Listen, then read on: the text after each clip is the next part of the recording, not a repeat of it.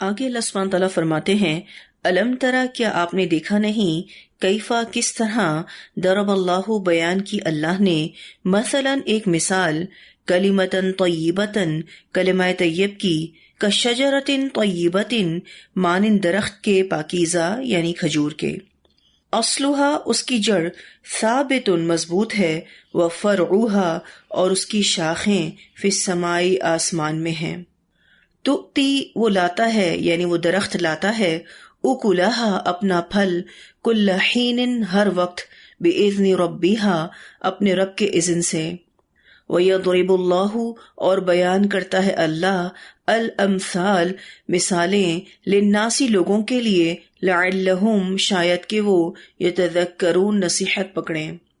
ان دو آیات میں اللہ سبحانہ تعالیٰ نے کلمہ اسلام کی مثال بیان کی ہے۔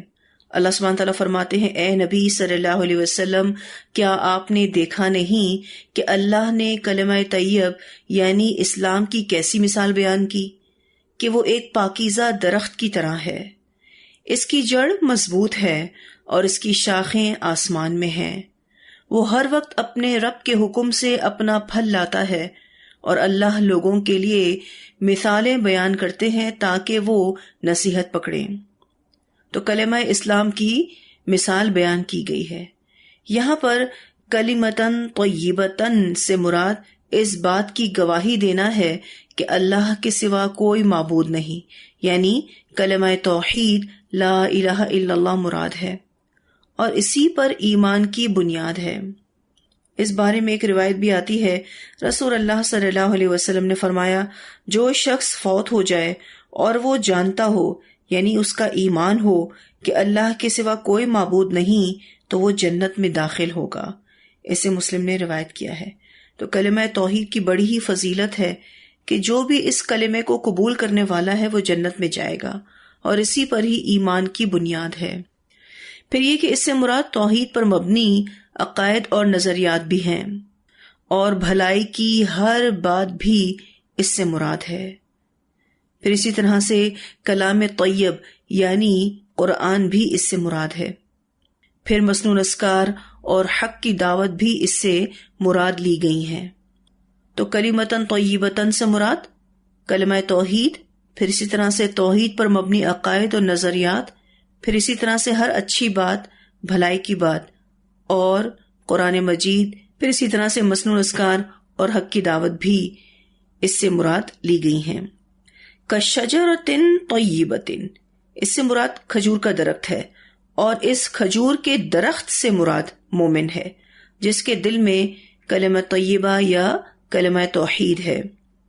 پھر اللہ سبحانہ تعالیٰ فرماتے ہیں، اصلھا ثابت، اس کی جڑ مضبوط ہے، یعنی جس کی جڑ مضبوط زمین کو پکڑے ہوئے ہو۔ اس سے مراد لا الہ الا اللہ ہے، یعنی کلمہ توحید ہے، مومن جس کا دل سے اقرار کرتا ہے۔ پھر اللہ تعالیٰ فرماتے ہیں، وفرعھا اور اس کی شاخیں، فی السماء آسمان میں ہیں، اور اس کی شاخیں آسمان میں ہیں۔ اس سے مراد یہ ہے کہ مومن کے عمل کو آسمانوں کی طرف اٹھایا جاتا ہے، یعنی یہ مومن کے عمل کی بات ہو رہی ہے کہ اس کی بات پاکیزہ اور اس کا عمل صالح ہوتا ہے۔ پھر اللہ تعالیٰ فرماتے ہیں، تؤتی اکلھا کل حین باذن ربھا، مومن کھجور کے درخت کی مانند ہے کہ صبح و شام بلکہ ہر وقت اس کا عمل صالح آسمانوں کی طرف اٹھایا جاتا ہے، گرمی ہو، سردی ہو، دن ہو یا رات ہو، مومن کے اعمال صالحہ ہر وقت آسمانوں کی طرف اٹھائے جاتے ہیں، جیسے کہ یہ کھجور کا درخت ہر آن پھل دیتا ہے۔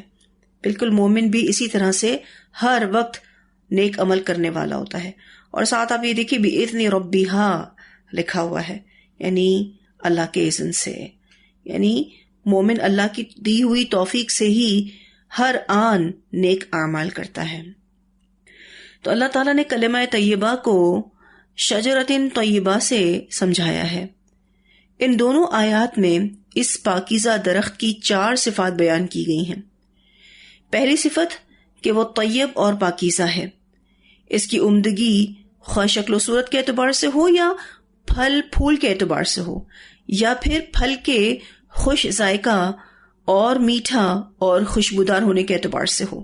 ہر اعتبار سے وہ طیب ہے اور پاکیزہ ہے اور عمدہ ہے.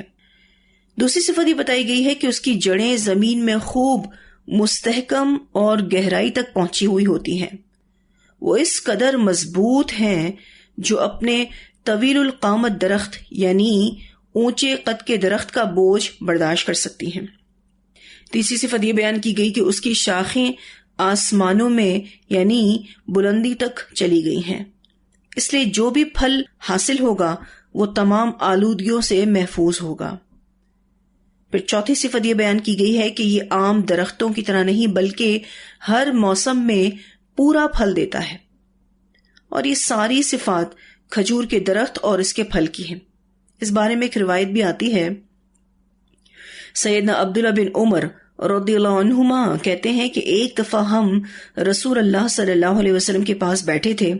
آپ صلی اللہ علیہ وسلم نے صحابہ سے پوچھا، بتاؤ وہ درخت کون سا ہے جو مسلمان کی مشابہ ہے، جس کے پتے نہیں جھڑتے نہ سردیوں میں نہ گرمیوں میں، جو اپنا پھل ہر موسم میں لاتا رہتا ہے. ابن عمر رضی اللہ عنہما بیان کرتے ہیں کہ میرے دل میں آیا کہ کہہ دوں وہ درخت کھجور کا ہے، لیکن میں نے دیکھا کہ مجلس میں ابو بکر رضی اللہ تعالی عنہ ہے، عمر رضی اللہ تعالی عنہ ہے اور وہ خاموش ہیں، تو میں بھی چپ رہا. اللہ کے رسول صلی اللہ علیہ وسلم نے فرمایا، وہ درخت کھجور کا ہے. جب یہاں سے اٹھ کر چلے تو میں نے اپنے والد عمر رضی اللہ تعالی عنہ سے یہ ذکر کیا تو انہوں نے کہا، پیارے بیٹے، اگر تم یہ جواب دے دیتے تو مجھے تمام چیزوں کے مل جانے سے بھی زیادہ محبوب تھا. اسے بخاری نے روایت کیا ہے. آپ دیکھیے کہ اس حدیث میں کھجور کے درخت کو مسلمان کے مشابہ کہا گیا ہے، اور پھر باقی بھی دیگر اس کی خوبیاں اس حدیث میں بھی بیان کی گئی ہیں. تو جب کلمہ توحید کسی مومن کے دل میں رچ بس جاتا ہے اور اس میں یعنی اس کے دل میں اس کی جڑ پیوست ہو جاتی ہے، راسخ ہو جاتی ہے، اور وہ اپنی پوری زندگی اس کلمے کے تقاضوں کو پورا کرنے میں گزارتا ہے، اور جو عمل صالح وہ کرتا ہے اس کا فائدہ صرف اس کی ذات تک نہیں رہتا بلکہ معاشرہ بھی اس سے فائدہ اٹھاتا ہے. مخالفتیں ہوں یا حالات موافق ہوں، وہ ہر حال میں ہر ماحول میں عمل کرتا ہے، مضبوطی سے کھڑا رہتا ہے. اس پر خزاں نہیں آتی، یعنی مومن پر خزاں نہیں آتی. اس پر ایمان کی بہار ہر وقت رہتی ہے اور وہ نیکی کے کام کرتا ہی رہتا ہے، اور اسے اللہ کی توفیق سمجھتا ہے، اپنا کمال نہیں سمجھتا. اس لیے اللہ کی رحمتوں اور برکتوں کا نزول اس پر ہوتا رہتا ہے. وہ مشکل اور مصیبتوں میں بھی اپنے عقیدے پر قائم رہتا ہے. کون سے عقیدے پر؟ توحید کے عقیدے پر قائم رہتا ہے. تو بہت خوبصورت مثال سے بات کو سمجھایا گیا کہ مومن کے لیے ضروری ہے کہ وہ عقلی، علمی، ایمانی اور شعوری طور پر گرو کرے، اپنی نشو و نما قرآن سے کرتا رہے.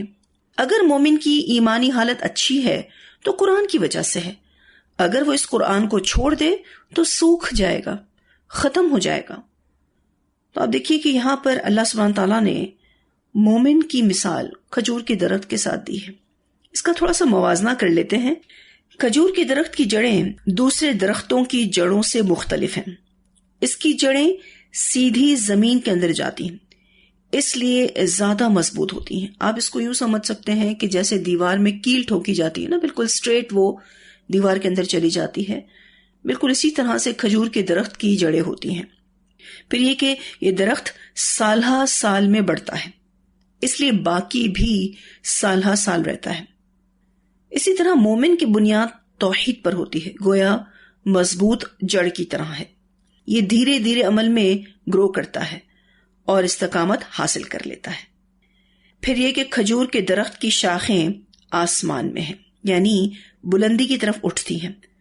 اسی طرح مومن کے اعمال آسمان کی طرف جاتے ہیں، یعنی اللہ سبحانہ تعالیٰ کے حضور پیش ہونے کے لیے مومن کے اعمال کو آسمانوں کی طرف اٹھایا جاتا ہے. پھر یہ کہ ہر موسم میں یہ درخت پھل دیتا ہے، یعنی یہ درخت مکمل، بہترین، کثیر مقدار میں، پاکیزہ اور بہت مبارک پھل دیتا ہے۔ بالکل اسی طرح سے مومن بھی ہر وقت دن اور رات کی گھڑیوں میں اعمال صالحہ کرتا رہتا ہے، ہر طرح کے حالات میں عمل کرتا رہتا ہے، وہ نیک عمل کرنے سے رکتا نہیں۔ پھر اسی طرح سے کھجور کے درخت کا پھول وائٹ اور پیچ رنگ کا ہوتا ہے، اس کی بہت عمدہ خوشبو ہوتی ہے، اس کا پھول کھلتے ہی شہد کی مکھیوں کا ہجوم لگ جاتا ہے۔ مومن بھی جب بڑھتا ہے علم میں، ایمان میں، تقوی میں، عمل میں، تو وہ دوسروں کے لیے کشش کا باعث بنتا ہے، یعنی وہ بھی خوبصورت ہوتا ہے۔ پھر یہ کہ درخت بہت ہی خوبصورت ہے، باروب ہے اور پروقار ہے۔ ایگزیکٹلی اسی طرح سے مومن اپنے ایمان کی وجہ سے خوبصورت، روبدار اور پروقار ہو جاتا ہے۔ پھر یہ کہ کھجور کے درخت کے پتے نہیں جھڑتے، تو مومن کے اعمال اس کے اخلاص کی وجہ سے ضائع نہیں ہوتے، وہ بھی ہرا بھرا رہتا ہے۔ پھر یہ کہ اس درخت کا پھل خراب نہیں ہوتا، بالکل اسی طرح سے مومن کے اعمال دنیا اور آخرت میں اسے فائدہ دیں گے، اس کے اعمال ضائع نہیں ہوتے۔ پھر یہ درخت آسمانی اور زمینی دونوں خوراک لیتا ہے، مومن بھی آسمانی اور زمینی دونوں خوراک لیتا ہے۔ پھر یہ کہ جب تک یہ درخت پھل نہیں دیتا اس کا سایہ فائدہ دیتا ہے۔ درخت پورے کا پورا فائدہ مند ہوتا ہے، لیکن خاص فائدہ اس کا پھل ہوتا ہے۔ اس طرح مومن ہر وقت لوگوں کو فائدہ دیتا ہے، لیکن مومن کا عمل دوسروں کو خاص الخاص فائدہ دیتا ہے۔ ویسے وہ ہر حال میں فائدہ مند ہے، لیکن جب وہ عمل کرتا ہے تو اس کا عمل لوگوں کو بڑا ہی فائدہ دیتا ہے۔ عمومی طور پر درخت آلودگیوں کو ختم کرتے ہیں، مومن بھی معاشرے میں موجود برائیوں کو ختم کرتا ہے۔ پھر یہ کہ جہاں درخت زیادہ ہوتے ہیں وہاں بارشیں زیادہ ہوتی ہیں، بالکل اسی طرح سے جہاں مومنین زیادہ ہوتے ہیں وہاں اللہ کی رحمتیں زیادہ ہوتی ہیں۔ تو ہم سب نے مومن بننا ہے، یہ ساری خوبیاں اپنے اندر پیدا کرنی ہیں، صبر کرنا ہے، برداشت کرنا سیکھنا ہے، ہر طرح کے حالات سہنے ہمیں آنے چاہیے، تبھی ہمارے اندر پھل جیسی مٹھاس آئے گی۔ ہم میں سے ہر شخص اپنا جائزہ لے، سوچے کہ میں کس کس کو فائدہ دے رہی ہوں، کیا میرے اندر یہ خوبیاں ہیں، کیا میں واقعی مومن ہوں، کیا میرے اندر کھجور کے درخت کی جیسی صفات ہیں۔ ہر شخص اپنا جائزہ لے، جب ہم اپنا جائزہ لیں گے تو انشاءاللہ ان تمام خوبیوں کو اپنے اندر پیدا کرنے کی کوشش کریں گے، اور پھر اس کا فائدہ ہمیں بھی ہوگا اور ہماری ذات سے دوسروں کو بھی ہوگا انشاءاللہ۔ تو اتنی آیات کی تلاوت سنتے ہیں، پھر انشاءاللہ آگے پڑھیں گے۔ أَلَمْ تَرَ كَيْفَ ضَرَبَ اللَّهُ مَثَلًا كَلِمَةً طَيِّبَةً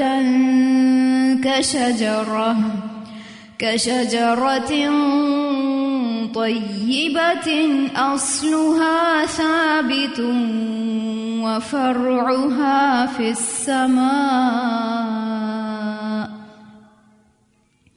تُؤْتِي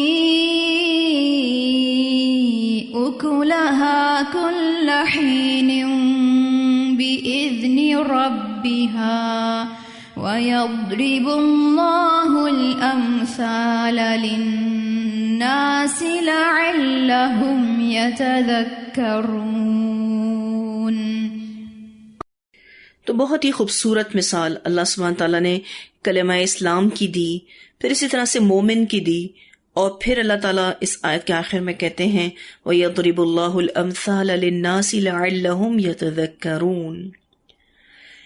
اب آگے اللہ سبحانہ تعالیٰ ایک اور مثال دے رہے ہیں۔ اللہ تعالیٰ فرماتے ہیں وَمَثَلُ، اور مثال، کَلِمَةٍ خَبِیثَةٍ، کلمہ خبیثہ کی یعنی کفر و شرک کی، کَشَجَرَةٍ خَبِیثَةٍ، مانند ناپاک درخت کے ہے، اُجْتُثَّتْ، اکھیڑ دیا جاتا ہے، من فوق الارض، زمین کے اوپر سے، ما لہا، نہیں اس کے لیے، من قرار، کوئی قرار۔ کلمہ طیبہ کے مقابلے میں کلمہ خبیثہ یعنی شرک اور کفر کی، منافقت کی مثال بھی ایک پودے سے دی جا رہی ہے جس کی ساری صفات شجرتن طیبہ سے الگ ہیں۔ اس کی جڑ زمین کے اندر گہرائی تک نہیں جاتی، اوپر ہی اوپر زمین کے قریب ہی رہتی ہے کہ ہوا کا ایک تیز جھونکا اسے اکھاڑ پھینکے۔ حدیث کی روح سے یہ شجرتن خبیثہ اندرائن کا پودا ہے جس کا پھل سخت کڑوا ہوتا ہے، عربی میں اسے ہنزل کہتے ہیں۔ خربوزے کی شکل کا ایک پھل جو دیکھنے میں خوبصورت ہوتا ہے لیکن ذائقے میں بہت ہی کڑوا ہوتا ہے۔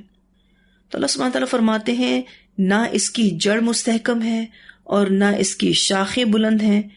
اسی طرح کفر و شرک اور منافقت کی جڑ نہیں ہوتی ہے اور نہ شاخ ہوتی ہے۔ کافر کا کوئی عمل اوپر نہیں اٹھایا جاتا اور نہ اس کی کوئی چیز قبول کی جاتی ہے۔ اس میں کوئی خیر نہیں، اس کے اندر کوئی استقامت نہیں، اللہ کے نزدیک اس کی کوئی اہمیت نہیں۔ یہ جو مثال دی گئی ہے اس سے بہت اہم بات سمجھائی جا رہی ہے کہ توحید کے سامنے کفر ایسے ہے جیسے عمدہ مضبوط اور پھلدار درخت کے مقابلے میں جھاڑ جھنکار۔ نہ اس کی جڑوں میں مضبوطی ہے، نہ وجود کو ثبات ہے، نہ سایہ ہے، نہ پھل ہے۔ آپ دیکھیں برائی بعض اوقات لوگوں میں رواج پا جاتی ہے اور انہیں بھلی بھی لگتی ہے، اور اس کی ظاہری خوبصورتی میں لوگ وقتی کشش محسوس کرتے ہیں، جیسے مال حرام کی کثرت لوگوں کو متاثر کرتی ہے، مگر حقیقت میں نہ تو برائی کو ثبات اور دوام حاصل ہے اور نہ اس کے اثرات میں لوگوں کے لیے فائدہ ہے۔ یعنی برائی جو اثرات رکھتی ہے obviously اس میں لوگوں کا نقصان ہے، فائدہ نہیں ہے۔ تو اللہ سبحانہ تعالیٰ فرماتے ہیں یہ جو کلمہ خبیثہ ہے یعنی کفر و شرک ہو گیا یا پھر منافقت کی بات ہو گئی، یہ کیسا ہے؟ کشجرۃ خبیثہ، مانند ناپاک درخت کے ہے۔ حالت کیا ہے اس درخت کی؟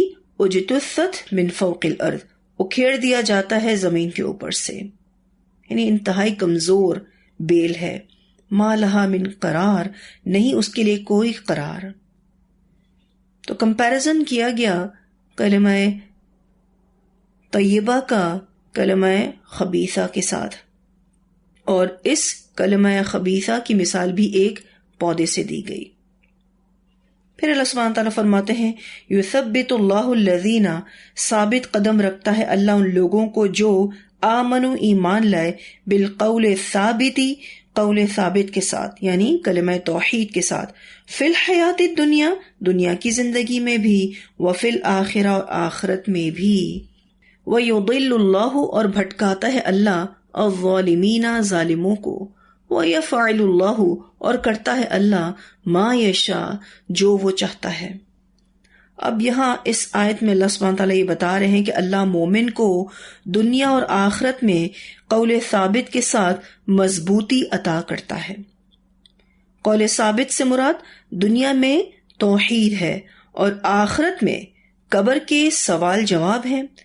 اسی طرح سے میدان محشر میں ثابت قدمی ہے اور پل صراط پر ثابت قدمی ہے۔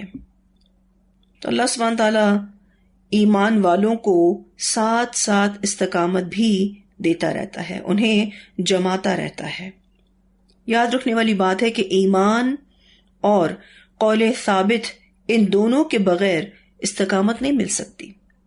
جو شخص سچائی کے ساتھ، حق کے ساتھ زندگی گزارے گا اور استقامت اختیار کرے گا اور اسی پر ہی مرے گا تو اللہ اس کو آخرت میں آسانی اور ثبات عطا کریں گے۔ وہ قبر میں ہونے والے سوالات کا جواب بآسانی دے دے گا اور درست دے دے گا۔ میدان محشر میں بھی اللہ اس کی عزت بڑھائیں گے اور پل صراط بآسانی اور تیزی سے پار کر لے گا۔ ایک روایت آتی ہے، سیدنا برا بن عازب رضی اللہ تعالیٰ عنہ کہتے ہیں کہ آپ صلی اللہ علیہ وسلم نے فرمایا، مسلمان سے جب قبر میں سوال ہوگا تو وہ کہے گا اشہد ان لا الہ الا اللہ وان محمد رسول اللہ۔ اس آیت میں قول ثابت سے یہی مراد ہے، اسے بخاری نے روایت کیا ہے۔ تو آپ دیکھیے کہ جو شخص بھی درست زندگی گزارے گا، اللہ تعالیٰ کے کہنے کے مطابق زندگی گزارے گا، سچائی کے ساتھ حق کے ساتھ زندگی گزارے گا اور اسی پر ہی مرے گا، تو اللہ تعالیٰ اس کو آخرت میں آسانی اور ثبات عطا کریں گے. وہ قبر میں ہونے والے سوالات کا بالکل درست جواب دے گا. پھر یہ کہ میدان محشر میں بھی اللہ اس کی عزت بڑھائیں گے اور وہ پل صراط بھی بآسانی اور تیزی سے پار کر لے گا.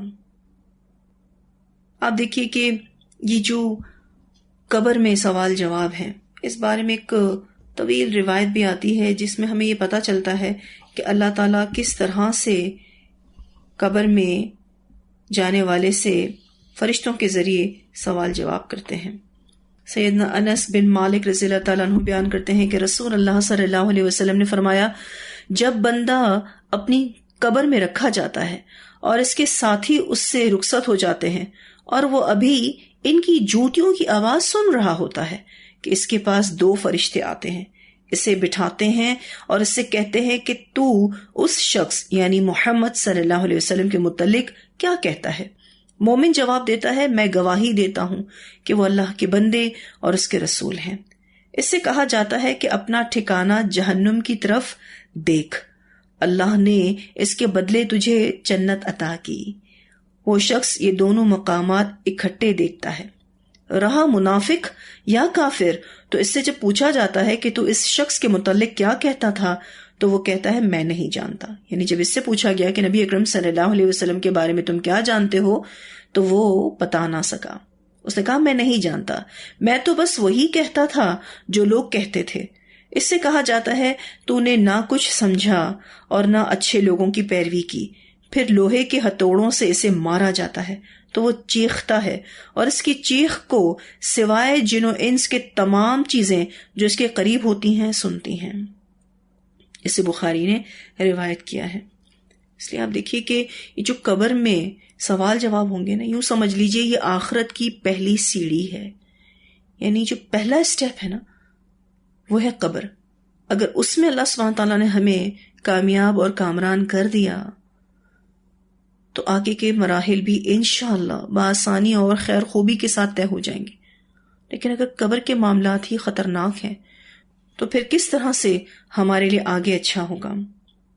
نبی اکرم صلی اللہ علیہ وسلم یہ دعا مانگا کرتے تھے، اللہم انی اعوذ بک من عذاب القبر ومن عذاب النار ومن فتنة المحیا والممات ومن فتنة المسیح الدجال. اے اللہ میں تجھ سے عذاب قبر سے، دوزخ کے عذاب سے، زندگی اور موت کے فتنے سے اور مسیح الدجال کے فتنے سے پناہ مانگتا ہوں. اسے بخاری نے روایت کیا ہے. آپ دیکھیے کہ یہ قبر کے معاملات انتہائی خطرناک ہیں. اللہ تعالی ہم سب کو قبر کے عذاب سے محفوظ رکھے اور جو بھی ہم سے سوال جواب وہاں کیے جائیں اللہ اس میں ہماری مدد کرے، ہم درست جواب دینے والے ہوں. تو جیسے ہی اللہ تعالیٰ ہماری قبروں کو جنت کا باغ بنا دے گا ہم سکون سے وہاں سو جائیں گے اور پھر جیسے ہی قیامت آئے گی اپنے انجام کو پہنچنے کے لیے تیار ہو جائیں گے. اسی لیے آپ دیکھیے کہ جب میت کو دفن کیا جاتا ہے تو اس کے بعد یہ دعا کی جاتی ہے، اللہم ثبتہ بالقول الثابت. اے اللہ میت کو پکی بات پر ثابت رکھ. کتنی بہترین دعا ہے. اور یہاں پر قول ثابت سے مراد یہی کلمہ طیبہ ہے، کلمہ توحید ہے.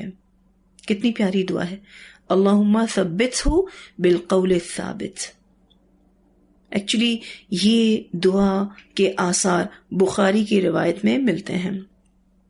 اگر کسی کو یہ دعا نہیں بھی آتی تو وہ اپنے الفاظوں میں بھی میت کے لیے یہ دعا کر سکتا ہے کہ اللہ تعالیٰ اسے ثابت قدمی دے قبر میں بھی.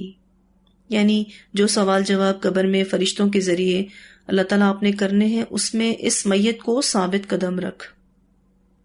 آج بہت سے قرآن پڑھنے والے ڈرتے رہتے ہیں کہ قرآن مکمل ہونے کے بعد ہمارا کیا ہوگا، کہیں ہم بدل تو نہیں جائیں گے، استقامت چلی تو نہیں جائے گی. تو یہ ڈر ان لوگوں کے دلوں میں ہوتا ہے جن کے دل میں قرآن سے جڑنے کا کوئی پروگرام نہیں ہوتا. آپ دیکھیں جسمانی غذا تو ہمیں مرتے دم تک چاہیے، اس بارے میں تو ہمیں کوئی شک شبہ نہیں کہ ہم اسے چھوڑ دیں گے، تو پھر ایمانی غذا کے بغیر ہم کیسے رہیں گے؟ وہ بھی ہمارے لیے ضروری ہے۔ تو جو بھی صحیح معنوں میں قرآن کو لیتا ہے وہ بغیر اس کو آگے بڑھائے، بغیر اس پر عمل کیے نہیں رہ سکتا۔ اور پھر یہ کہ جس نے بھی سچائی کے ساتھ اس قرآن کو لیا ہے، عمل کرنے کی نیت سے اس قرآن کو لیا ہے، تو اللہ تعالیٰ اس کی قدم قدم پر مدد کریں گے۔ اللہ ہی ہے جو استقامت نصیب کرتا ہے، پر یہ کہ استقامت کی نیت وہ بندے میں پہلے دیکھتا ہے۔ اگر بندے کے دل میں استقامت کی نیت ہوتی ہے، جمنے کی نیت ہوتی ہے، آگے دین کو کنٹینیو کرنے کی نیت ہوتی ہے، اس کو آگے بڑھانے کی، اس پر عمل کرنے کی نیت ہوتی ہے، تو اللہ تعالیٰ کی مدد ضرور بضرور آتی ہے۔ پھر اللہ اس کو قرار ضرور دیتا ہے۔ ایسا تھوڑی نہ ہے کہ اللہ تعالیٰ پھر اس کی مدد نہیں کرے گا، باوجود اس کے کہ اس کی نیت تھی اس دین پر جمنے کی، اس دین کو پریکٹس کرنے کی، تو کیا اللہ اس کو چھوڑ دے گا؟ نہیں، نیکی کی توفیق تو اللہ کی طرف سے ہے۔ اللہ تعالیٰ تو چاہتا ہے کہ بندہ فرما برداری کرے اور اس کی بہترین جنتوں کو حاصل کرے۔ اللہ نے ہم سب کے لیے ہی اتنی پیاری پیاری جنتیں بنائی ہیں، الحمدللہ ہم اس کو لینے والے بنے۔ پھر یہ کہ توفیق تو سراسر اللہ کی طرف سے، الحمدللہ۔ بس اللہ بندے کی نیت دیکھتا ہے اور اسے توفیق عطا کرتا ہے، اسے جما دیتا ہے۔ اور پھر آپ دیکھیے کہ صرف دنیا میں ہی استقامت نہیں دیتا، اللہ تعالیٰ اسے قبر میں بھی استقامت دے گا، ثابت قدمی دے گا، میدان محشر میں بھی اللہ تعالیٰ اسے ثابت قدمی دے گا، اور اسی طرح سے پل صراط پر بھی اللہ تعالیٰ اسے ثابت قدمی دے گا۔ سبحان اللہ، کتنی ضروری ہے ہمارے لیے یہ نعمت۔ اللہ ہم سب کو یہ عطا کرے، کیونکہ ہم سب کے لیے بہت ضروری ہے یہ ثابت قدمی، ہمارے بہتر انجام کے لیے، خوبصورت انجام کے لیے۔ تو بہترین آیات الحمدللہ جس میں اللہ تعالیٰ نے مثالوں سے بات کو سمجھایا، کیونکہ یہ چیزیں ہمیں نظر آتی ہیں نا، جو چیزیں نظر آتی ہیں اس سے بات کو سمجھانا آسان ہوتا ہے۔ پھر یہ کہ آپ دیکھیے آیت کے آخر میں کیا بات ہو رہی ہے۔ اللہ سبحانہ تعالیٰ فرماتے ہیں وَيُضِلُّ اللَّهُ الظَّالِمِينَ، اور بھٹکاتا ہے اللہ ظالموں کو، یعنی وہ دنیا میں بھی بھٹکتے رہیں گے۔ پھر یہ کہ قبر میں فرشتے جو سوال ان سے کریں گے تو وہ جواب نہ دے سکیں گے۔ وَيَفْعَلُ اللَّهُ، اور کرتا ہے اللہ ما یشاء، جو وہ چاہتا ہے۔ اللہ سبحانہ تعالیٰ جو چاہتا ہے وہ کرتا ہے۔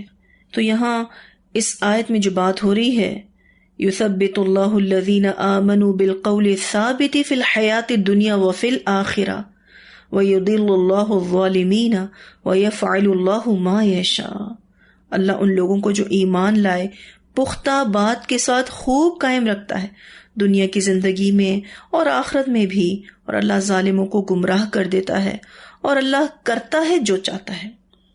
تو خلاصہ کیا ہے اس آیت کا کہ دنیا میں بھی جب ایمان والوں پر مصیبتیں آتی ہیں اور وہ آزمائش میں مبتلا کیے جاتے ہیں تو وہ گھبرا کر کفر و شرک کا غلط راستہ اختیار نہیں کرتے، اور اسی طرح سے جب قبر میں بھی ان کی آزمائش ہوتی ہے تو وہ اس میں پورے اترتے ہیں۔ منکر نکیر کے سوال اور جواب کے وقت بھی وہ ہر قسم کی غلطی سے محفوظ رہتے ہیں، ہر سوال کا درست جواب دیتے ہیں، اور یہ سب کچھ اللہ کی توفیق اور کلمہ توحید کی برکت سے ہوتا ہے۔ اللہ تعالیٰ قول ثابت یعنی کلمہ طیبہ کے ذریعے سے ایمان والوں کو دنیا کی زندگی میں بھی ثابت قدم رکھتا ہے اور قبر میں بھی مضبوط اور ثابت قدم رکھتا ہے۔ اس کے برعکس جو لوگ کفر کرنے والے ہوتے ہیں، منافق ہوتے ہیں، وہ دنیا میں بھی بہک جاتے ہیں اور قبر میں بھی۔ یہ لوگ ضد، ہٹ درمی، حق کو چھپانے اور دشمنی کی وجہ سے اس نتیجے سے دوچار ہوتے ہیں۔ پھر یہ کہ اللہ تعالیٰ جو چاہتا ہے کرتا ہے، جو کچھ اس کی مشیت میں ہوتا ہے وہی ہوتا ہے، اور جو کچھ اس کے قانون کے مطابق ہونا ہے وہی واقع ہوتا ہے۔ تو یہ آیت بہت ہی اہم آیت ہے۔ اللہ سبحانہ تعالیٰ ہم سب کو دنیا والآخرہ میں ثابت قدمی نصیب کرے۔ اتنی آیات کی تلاوت سنتے ہیں، پھر انشاءاللہ آگے پڑھیں گے۔ وَمَثَلُ كَلِمَةٍ خَبِيثَةٍ كَشَجَرَةٍ خَبِيثَةٍ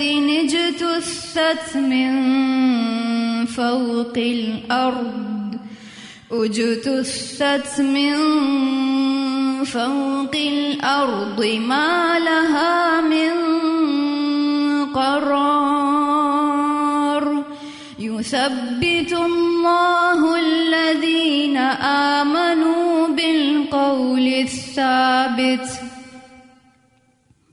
يثبت الله الذين آمنوا بالقول الثابت في الحياة الدنيا وفي الآخرة ويضل الله الظالمين ويفعل الله ما يشاء